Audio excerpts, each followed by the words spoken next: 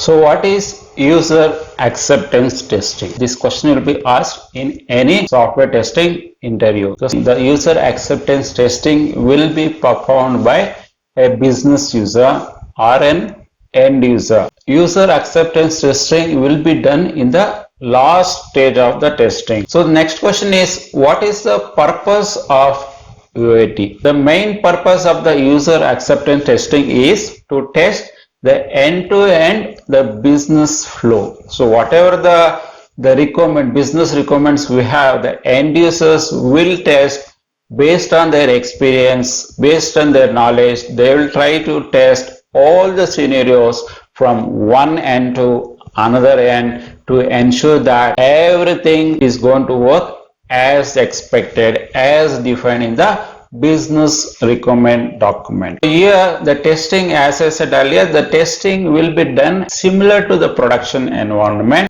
Similar kind of test data they will be using in their environment, and they will try to test complete business requirements from end-to-end perspective. Why do we need user acceptance testing? Main reason for doing UAT is to fill the communication gaps, because the developers, they develop based on their knowledge, based on their understanding.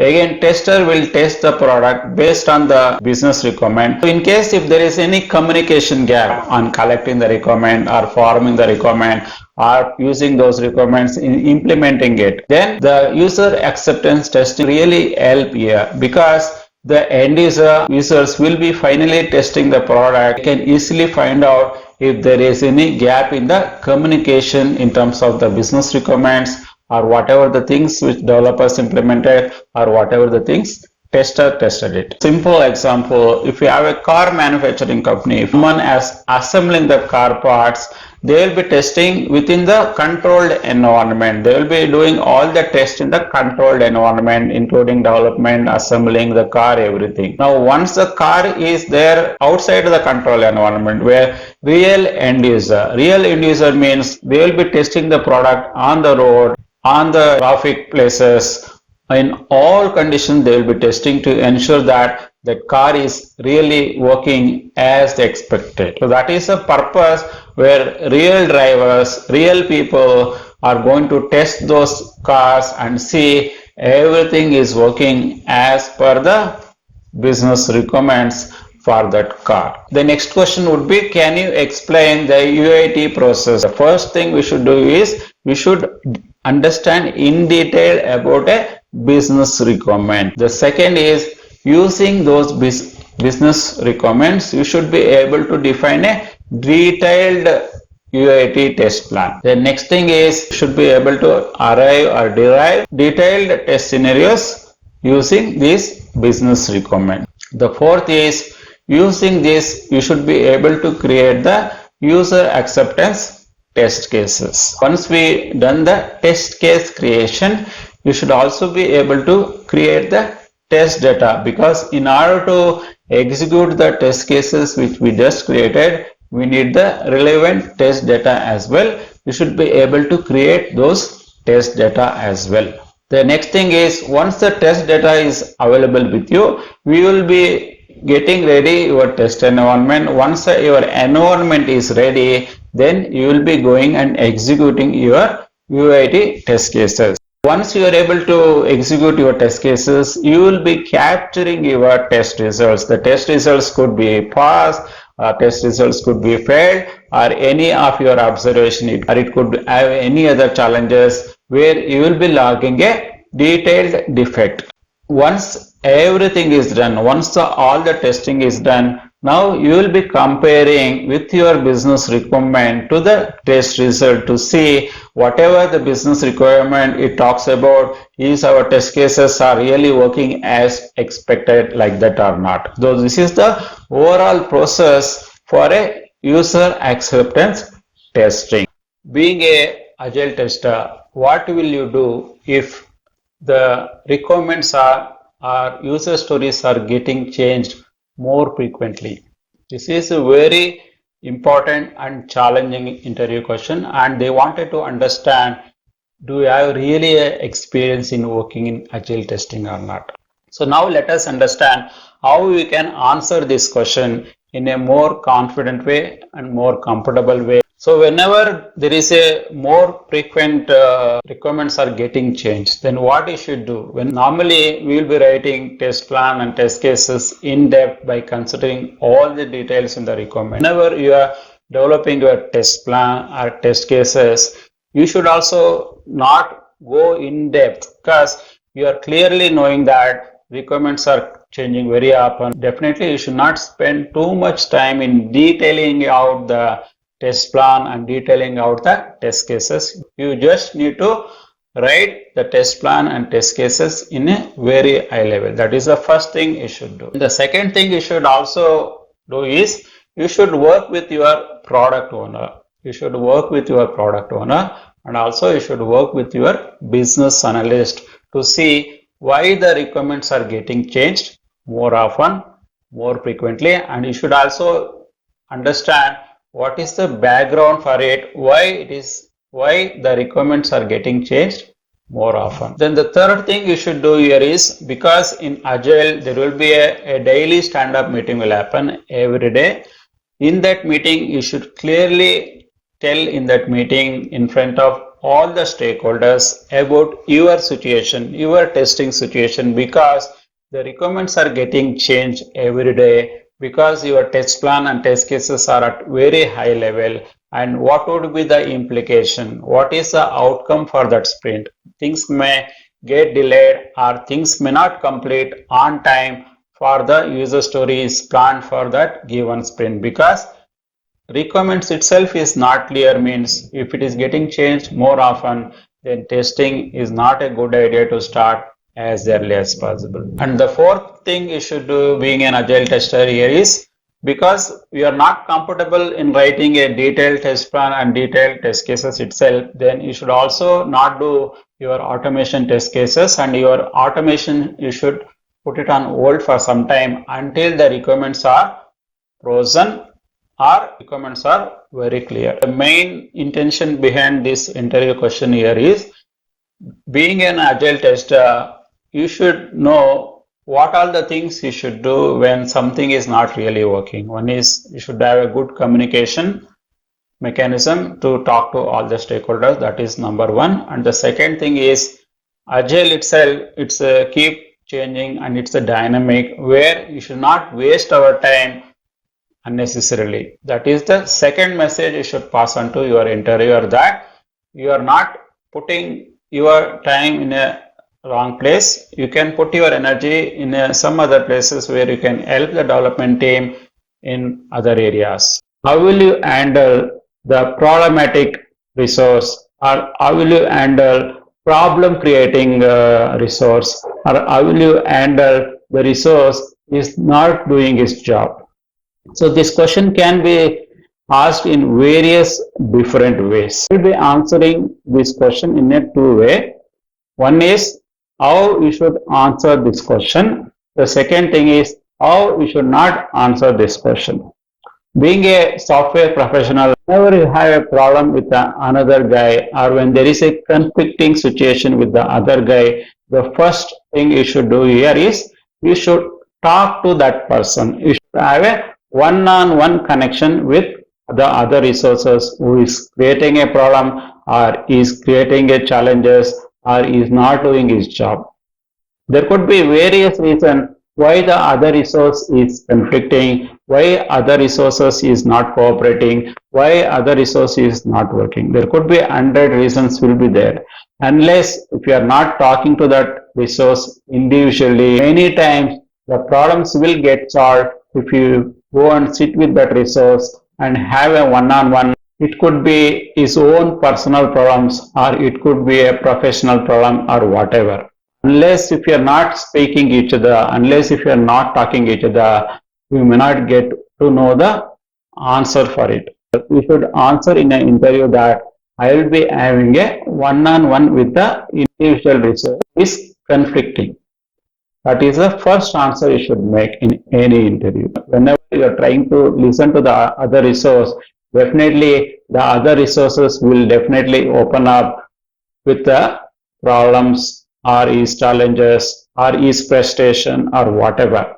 So let him open up and let him have any frustration to come out, let him vent out whatever the problem he is having it in that one-on-one meeting. Then only you will get a clear idea. Do not speak in that meeting, should be in the listening mode and try to gather as much as possible. It may happen that you may not find the answer in the one meeting. You may require to do multiple meeting with that resource who is creating a problem. Maybe after a couple of meetings, things will get stabilized and you will also trying to listen you.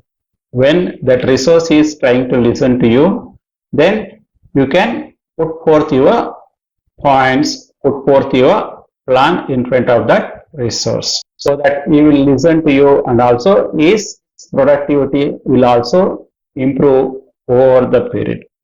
This is how you should answer for this question. How you should not answer this question. You should not say, I'm going to talk to HR, I will go and give a complaint to your manager, I'm going to talk to his boss and so on. This doesn't create any solution here. It creates your negativity into the interior because you are also like a complaining guy. You are not a problem solving guy.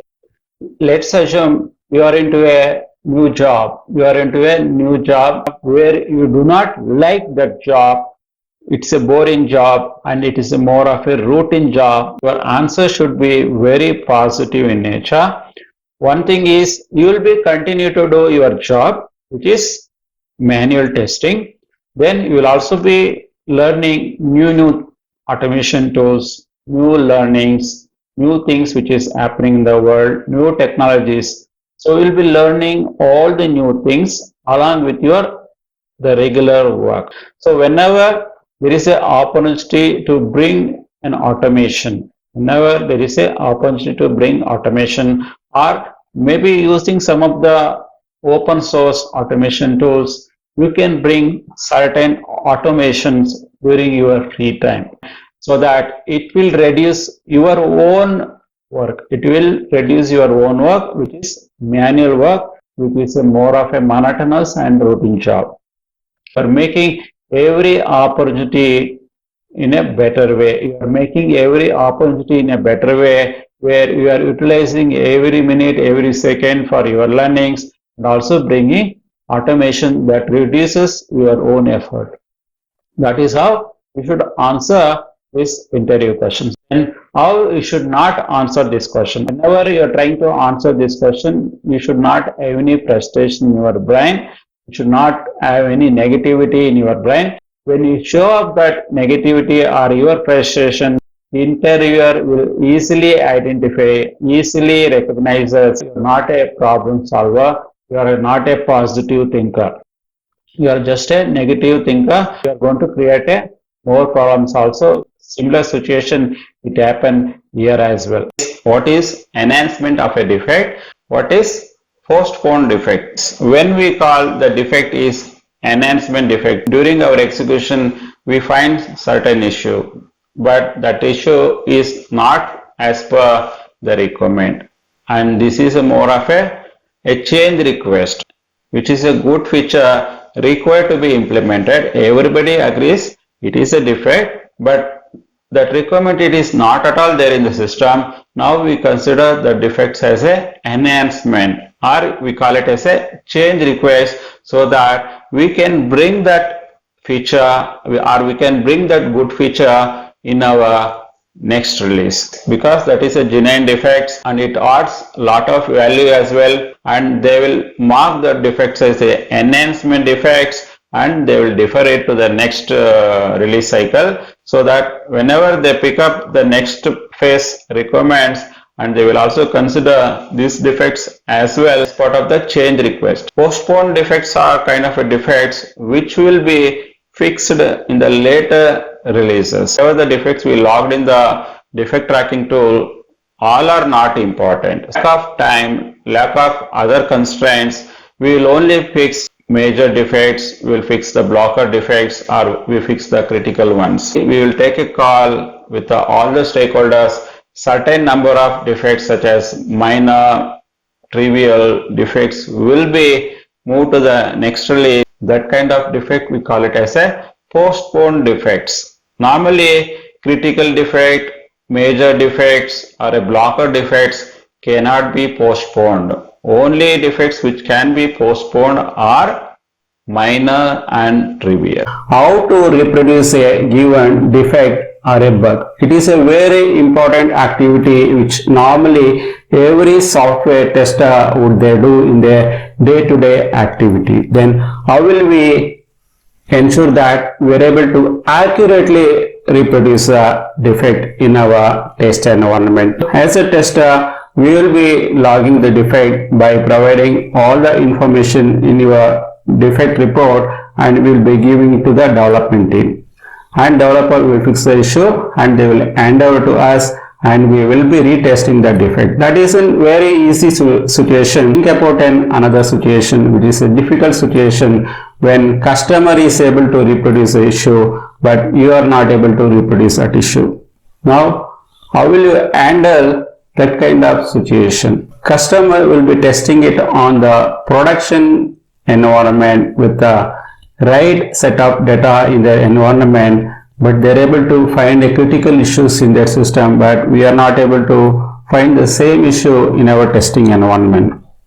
Now how will you handle that situation? This is a very crucial situation every tester will face in their lifetime. Now we will try to understand when the situation is something like this, when customer is able to reproduce the issue but we are not able to reproduce the issue. Now what are the various things we should do? What are the various steps we should take to ensure that we are able to reproduce that issue? The first thing we should do all the time is we should be able to gather as much information possible from the customer, because it is not just some defect is not reproducible. They should also ensure that they should give enough information for you to reproduce. Sometimes they may give only 2 or 3 lines of text in the defect report. With that information, definitely we cannot reproduce the issue. Now what we should do is we should be able to reach out to them with all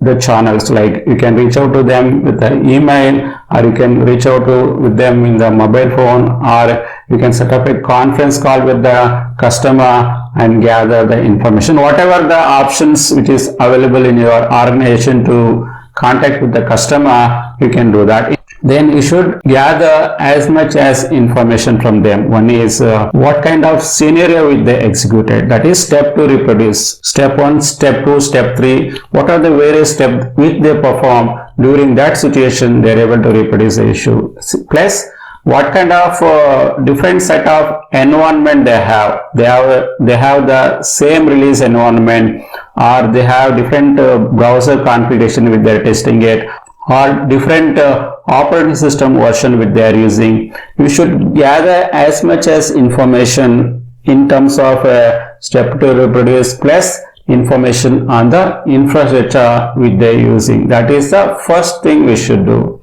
Then the second thing we should also do is we should ask them various logs available in the system. Especially one is the system log itself, then the second log is your application log or your web server log, to get as much as information which we gather from those logs as well to reproduce the issue. That is the second thing we should do in order to reproduce the issue. Then the next thing we should ask them is what kind of data they have used, because the data plays a very crucial role in order to reproduce the defects or a bug. So you should also ask them for what kind of data, what kind of action.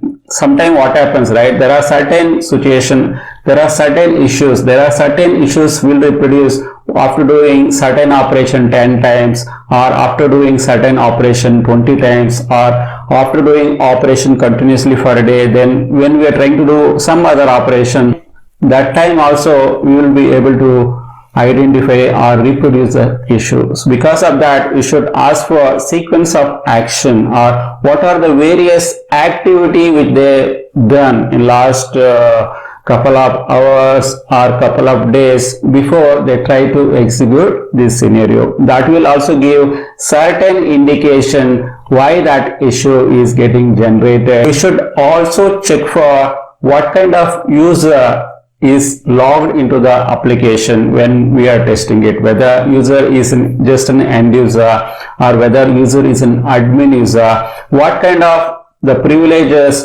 that user is having it, and what kind of configuration that individual user can do it, what are the different configuration that user is already done in that application. All this really matters in order to reproduce the issue. You should also check for the caching in the browser, because there are many issues normally we are able to reproduce or we are not able to reproduce if there is a cache is different. If sometimes we clear the cache, then system will start working. Sometimes because of cache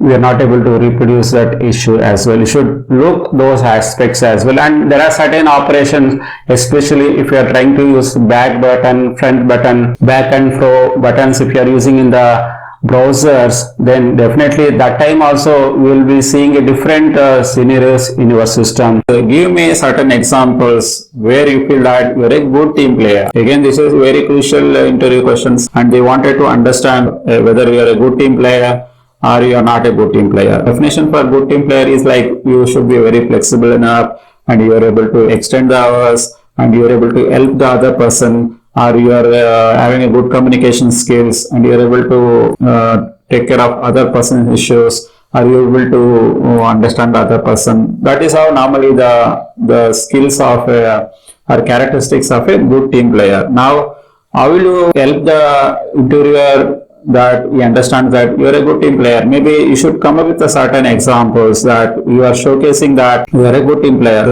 I have taken one example here is you should be able to get the work done as a team here. Let's say they have 100 test cases. You should get it done execution within one day. Now with another 4 tester. Now it requires lot of collaboration, lot of communications to plan together and work together and complete the test execution within a particular day. Now, it requires big rapport within the team to complete the work. That means you should be able to explain them that you did all these things because you are a good team player.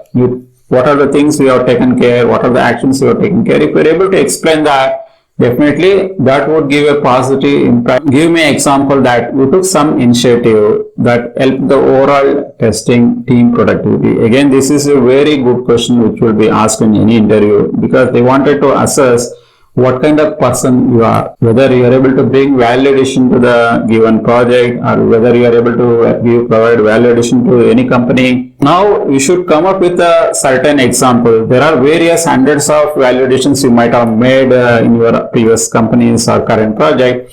Now you should take few examples. I have taken an example of with the recent challenges, like due to higher attrition, maybe with the 20-30% of attrition every year in every organization. Now, in order to tackle this attrition, testers will come and go on each and every month. That means you should have a strong knowledge transition mechanism. How will you take care? Because we cannot put forth more senior tester to provide handholding or more knowledge transition for every resource who are onboarding. It is too much time consuming. Now, if I am able to bring, once if you are able to do transition for one resource, and you are able to completely record that. Now, once you are able to record that, whoever onboards new person, first thing you will do is you will watch all the videos. Other senior tester time will get saved because of that. If you are able to explain simple example like this, definitely that is also going to bring lot of value addition for your team and project as well. This is how you should be able to explain with certain examples what was the outcome because of that, in terms of dollar savings, in terms of resource saving, or in terms of hour savings. Give me an example where you used your problem solving skills that helped your team and a company. This is also very crucial. Being a tester, you should have a good problem solving skills. Problem solving skills means maybe in any project there could be hundreds of problems maybe there. Now you should be able to identify certain problems and you should be able to provide a solution for that. I provided one example here. The biggest challenge in any testing project is creating a test data,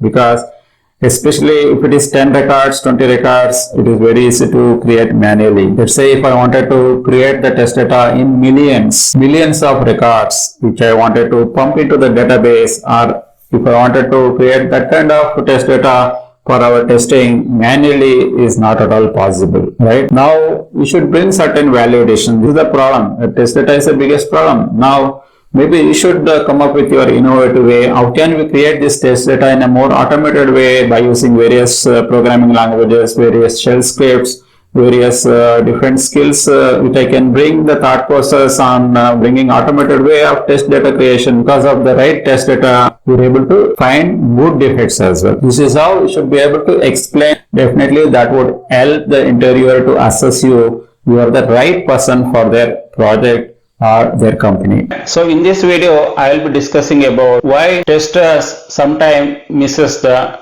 defect. Issues might be with the testers also, or issues might be with other people as well. Let us understand what are the various reasons why testers misses the defect. Sometimes our delivery timelines are so competitive, so small, then we cannot do every kind of testing. We need to deliver to the client due to various trade-offs. Normally, management team they do while they are releasing the product to the customer because they lack the time. Second reason is unclear requirement. Testers relies on the user story. Maybe team has not asked the right questions to clarify those requirements. That is also the second reason why tester might miss the bugs or defect in the system. Then the third major thing is the code changes. Sometimes what happens, the developers, they'll keep changing the code without informing the tester.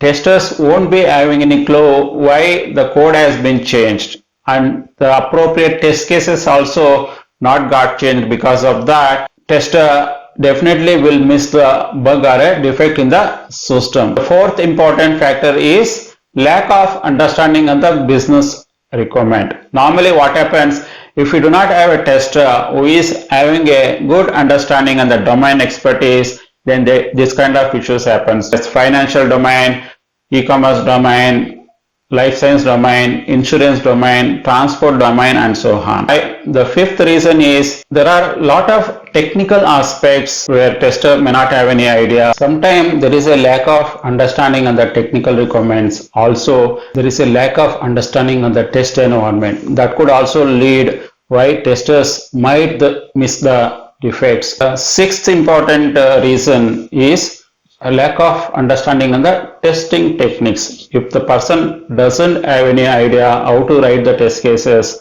how to use the test design techniques to write the test cases, to come up with the various combinations of the test cases, then there could be a chances of missing number of defects in the system. The seventh important reason is normally for any given application, it could be bank application or it could be any other application where application is completely implemented based on the user personas. Depending on the which person logs into the system, the appropriate UI elements will be displaying and appropriate functionality will work for them. Tester doesn't understand the various user personas for a given application, then he cannot simulate or he cannot test various different combinations of test cases to test the different user personas.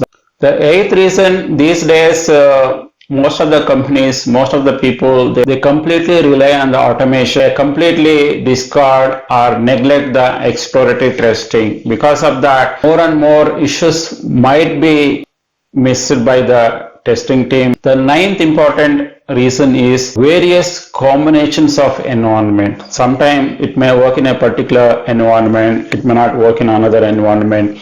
Because if we're trying to put a complete combinations of these different system configuration, then it would be a very big infinite list of test cases. That is not really possible at all. Maybe this is also one of the reasons why defect might get missed because of these various combinations. The 10th important reason is there are certain issues can only be tested or certain issues can only be reproducible in only certain situations. There are certain behavior or certain scenarios. Those scenarios sometimes we are able to reproduce or certain time we are not able to reproduce. We might miss the defect to reporting it because these issues are more of a intermittent issues or not reproducible issues. The 11th important reason is lack of resources. Resources could be the human resources or software resources or hardware resources. That might also leads to missing some of the defects. 12th reason is most of the time what happens, especially in Agile, the priorities will keep changing most often. Whenever things getting moved faster and priorities getting changed more faster, same thing is not getting reflected in the testing work or something like that, then that is also the situation where tester might misses the bug or defects in identifying it. 13th type of reason is in software testing, there are various type of testing normally we do. It could be a system testing, integration testing, user acceptance testing, security testing, user experience testing, and so on. So if you are just concentrating on system testing or regression testing or certain kind of unit testing, if you are not working on security aspect or user experience testing, those issues might remain in the system. If you are not performed various different kinds of testing, you might see those issues still in the system because we never tested or we never opted different kinds of testing. These are the 13 important reasons which I can think of here. If you do not have enough time to complete your testing, then what will you do? Let's say you have thousands of test cases which management may ask to execute within next 2 days or next 3 days. Then how will you plan your test executions, or how will you plan your overall test execution strategy? That is a very crucial interview question which they ask in any interview. Now, in order to answer this question, it is nearly impossible to execute all the test cases anytime. That is not at all possible.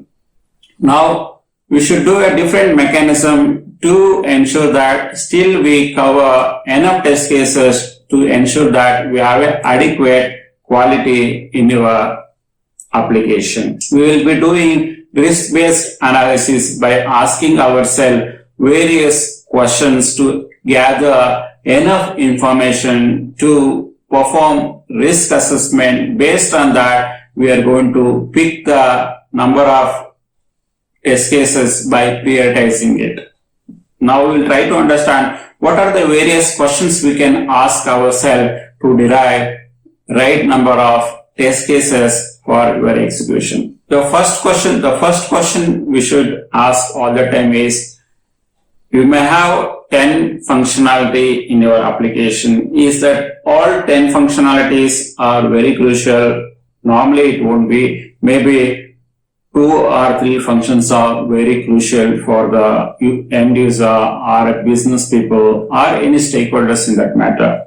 Now, our focus should be more on those 2 or 3 important features, not to the remaining 7 features, which is of low priority for the customer. Then the second question we should get answer is, out of this 10 feature, if I don't execute any particular feature, what is the impact to the customer? The impact to the customer in the sense is, one is in terms of security aspects or in terms of financial aspects, then those features you must execute because it is a very crucial for the end customer. One is security aspects, then the second one is financial aspect. So if there is any feature which is getting impacted, then definitely you should pick those test cases as well for your test execution. Then the third question we should ask to the development team or any stakeholder is, out of this 10 feature, which features are very complex in nature? Which features are very complex in nature plus which are prone to error? It may happen that features may be complex, but those features are completely stable. Then we need not test that.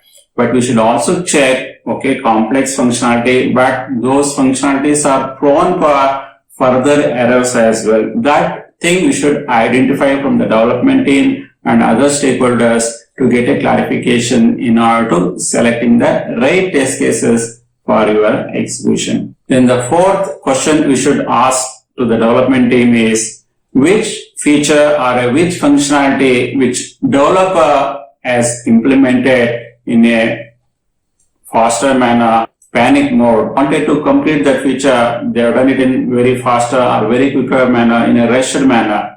Now when developer, they do something like that, definitely those areas are more prone for errors. You should ensure that we should be able to test those aspects as well for your testing. Then the next question we should ask ourselves, especially this question will be based on our previous experience and the similar functionality. Based on our past experience, definitely we can conclude which area, which functionalities will be more prone to the error most of the time. Then the next question we should ask yourself is, which functionality is implemented by the development team where there is no clarity on the requirement, there is no proper documentation, then it is more prone for issues as well. Because when the requirements are not stable, when requirements are not clear, even after that, if development team implemented that, means it may happen that you will get more issues in those fields as well. So these are the some of the questions we should ask yourself, plus with the development team, your BA, your product owner, with the other stakeholders as well, just to get enough feel out of it, with enough experience, with enough common sense. Definitely we can optimize our test cases by not executing all the test cases in one shot. We will be prioritizing it based on the whatever the questions, based on the answer we got it. Based on that, we will be optimizing our test and we will be running our test. This is how you should answer this question in your interview.